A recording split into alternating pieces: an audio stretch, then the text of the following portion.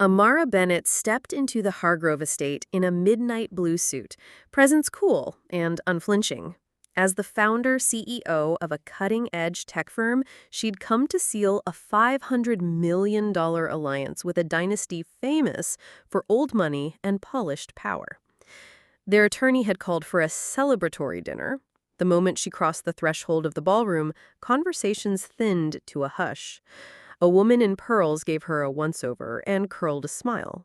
Then, Charles Hargrove Jr., heir apparent, lifted his flute and, with a laugh that scraped, said, "Did someone let the staff in early?" The room broke into uneasy chuckles. Amara stood very still, then offered a courteous nod, excused herself before dessert, and left. The story burned through boardrooms by morning. Some called it a misunderstanding. Amara knew better. She'd spent a lifetime stepping over lowered bars and quiet slights. The Hargroves sent a legalistic apology. No voice, no reach, no ownership. Their calculus was simple. Given time, $500 million would smooth everything out. They did not understand her terms. Amara reread the agreement, checked her fiduciary obligations, and lifted her phone, not to placate, but to act. Within 24 hours, she notified her board, booked a press room, and faced the cameras in a cream blazer and steady light. "When dignity is denied," she said evenly, "there isn't a number high enough to buy my silence. I am withdrawing from the Hargrove partnership, effective immediately." Analysts gasped. Commentators questioned her sanity. But they didn't know what she did. Two other suitors, serious. Months later, she returned to the city where that dinner had happened. Same skyline, different story. Her driver slowed as they passed the iron gates. She didn't look in. There was nothing she needed from the place where she'd learned, again, how to set the cost of entry. In the years that followed, people misremembered the moment, as people do. They talked about a dramatic stand, a viral clip, a stock drop. What actually changed things was simpler. A woman in a blue suit deciding that the only deal worth signing is the one you can live with when the lights are off and the room is quiet. When another would-be partner tested the line in a private meeting, an offhand comment, a dismissive glance, Amara didn't raise her voice. She opened the folder, withdrew the unsigned agreement, and slid it back across the table. A year later, the noise had faded and the work had not.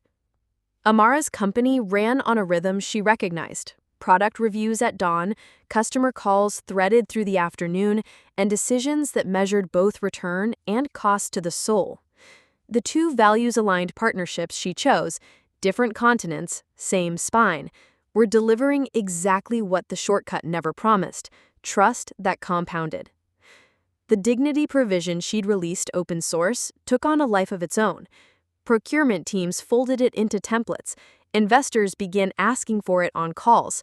Law schools taught it as a small guardrail with a big shadow. It wasn't a cure-all, and she said so, but it gave honest people language, and language gave them leverage. The ripple reached the house that started it. Hargrove & Co. rotated chairs, hired a real culture firm, and sold off a legacy brand to fund restitution and training. One gray morning, their new chair requested a meeting. Amara accepted 30 minutes in a glass conference room, no cameras, no posturing. "We want to rebuild," the chair said. Amara listened. She slid a single page across the table. Public audit, measurable targets, independent oversight, and the clause, mandatory and visible. "You don't have to convince me," she said. "Convince the people you harmed. You'll know you've made progress when they don't need you anymore." She stood. No triumph, no scorekeeping, just boundaries and a door they could choose to walk through without her. The waiter who had filmed the ballroom scene finished his semester with straight A's. On a bright June morning, Amara took a back row seat at his graduation and clapped until her hands stung. He spotted her near the exit, cap crooked, eyes shining. "Thank you," he said. "Make it easier for the next person. That's the only interest I charge." Her keynote kept circulating. Some watched for the drama, others heard the quiet part, the discipline of refusing a deal you'll later have to explain to your own reflection. She turned down a few more offers that looked shiny and read hollow. No became a habit that protected her yes. When the yes finally came, it sounded like clarity. A founder she admired, an immigrant engineer who built a clean tech platform with care and a fierce little team, invited her to a modest dinner at a long table where name cards were handwritten and phones stayed in pockets. No ballroom, no performance. Just people who had done their math. They talked about supply chains and childcare, patents and pay transparency, how to build something fast without stepping on the very people you need to move. The founder lifted a glass. "To respect," she said simply. Amara glanced around the table. Different ages, accents, ways of being.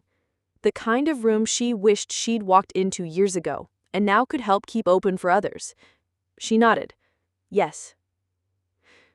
The deal closed 2 weeks later, with terms that read like common sense and felt like a promise.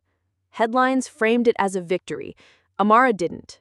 To her, it was just the work, done in daylight, priced fairly, answerable to the people who made it possible. In time, the legend bent the facts, as legends do. People told the story as a single dramatic flare. What actually changed things was smaller and farther. A leader deciding that the cost of admission to her life and company would be paid in respect or not at all. That choice didn't topple an empire. It did something quieter and more durable. It reset the room.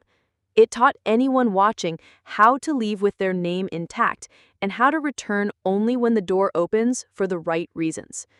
And this time, when Amara crossed a threshold, the room didn't hush or laugh. It made space.